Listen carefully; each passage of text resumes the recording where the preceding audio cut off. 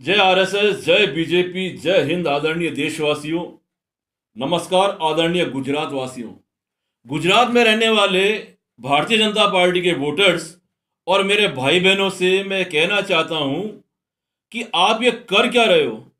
1 दिसंबर को वोटिंग के दिन 60% मतदान, सिर्फ 60%, ओनली 60% वोटिंग। आप ये कर क्या रहे हो। अरे भाई, बीजेपी की विरोधी पार्टियां अपने वोटर्स से 95% प्लस वोटिंग करवाती हैं। उनके 90 95 साल के बुजुर्ग जो होते हैं, अगर वो चलने में असमर्थ होते हैं तो भी उनकी टांगा टोली करके उनको गोदी में उठा करके ला करके और वो वोट करवाते हैं। और अपने जो बीजेपी का तटस्थ वोट बैंक है वो सिर्फ 50%, यानी 50% तक ही सिर्फ पोलिंग बूथ तक पहुंच पाता है। माना कि आप अपनी दैनिक दिनचर्या में, रोजमर्रा की जिंदगी में बहुत ज्यादा व्यस्त रहते हो, इसी कारण देश हित में अपना ज्यादा योगदान नहीं दे पाते हो। मगर जो देशभक्ति में, राष्ट्रवाद में, देश सेवा और देशवासियों की सेवा के लिए समर्पित हैं, उनको तो कम से कम आप अपना साथ दे ही सकते हो वोट दे करके। आपको यह सोचना चाहिए कि अगर हम योगदान नहीं दे पा रहे हैं तो जो इसके लिए प्रयास कर रहे हैं, कम से कम हम उनका तो साथ दे ही सकें।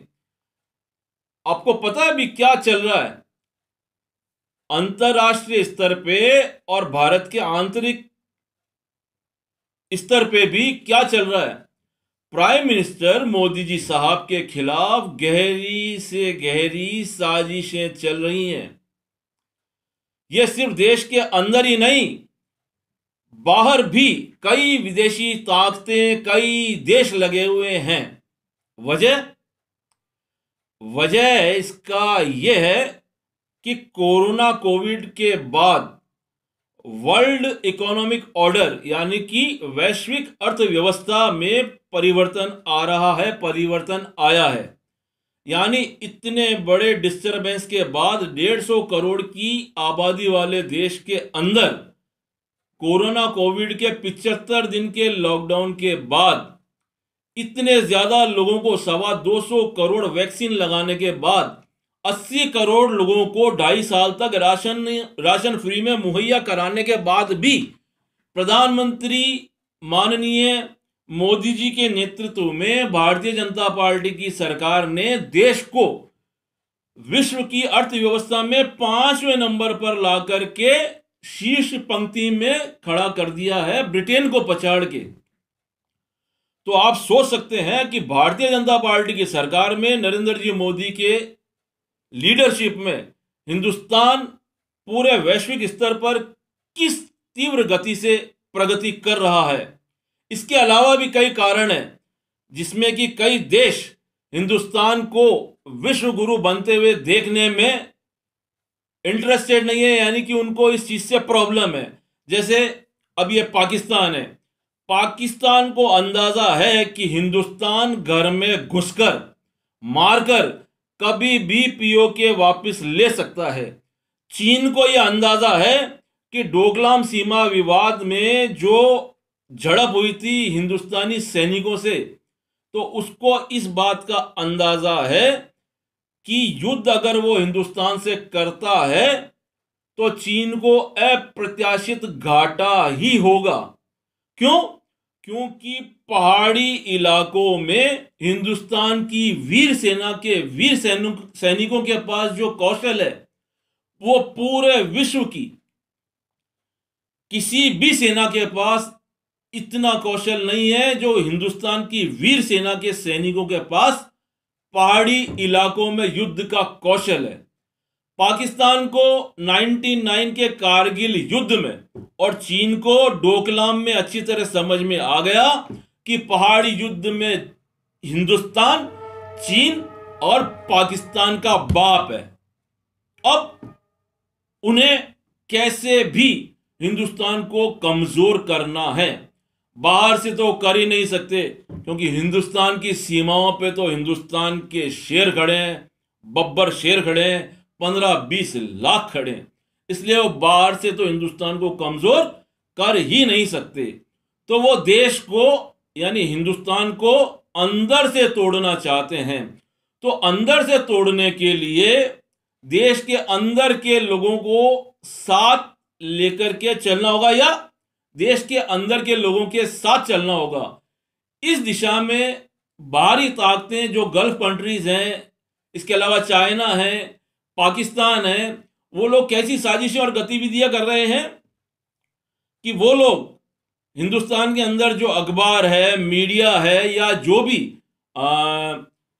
जो आप संपादक कह सकते हैं, अपने जो आप जर्नलिस्ट कह सकते हैं, जो साहित्यकार हैं, उनको बाकायदा प्रोफेशनली पे करके हिंदुस्तान की बीजेपी सरकार और मोदी जी के खिलाफ वो अपनी रचनाएं लिखें, प्रस्तुत करें। इस प्रोपेगेंडा के लिए वो बाकायदा पेमेंट करके उनको इस दिशा में आगे बढ़ा रहे हैं, ताकि हिंदुस्तान को कैसे भी कमजोर किया जा सके। और ये बड़े पैमाने पर हो रहा है। आप ये सोचिए कि विश्व स्तर पर, अंतर्राष्ट्रीय स्तर पर, आंतरिक स्तर पर भी हिंदुस्तान के अंदर भारतीय जनता पार्टी की विरोधी ताकतें कैसे कैसे षड्यंत्र और साजिशें कर रही है, और हम भारतीय जनता पार्टी के वोटर्स जिन्हें खाली बाहर निकल करके पोलिंग बूथ पे जा करके और भारतीय जनता पार्टी को वोट देना है, वो नहीं दे पा रहे हैं, वो नहीं कर पा रहे हैं।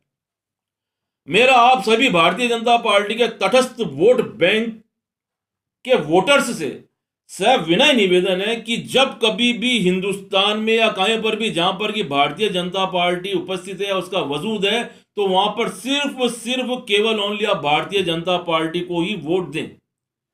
क्यों?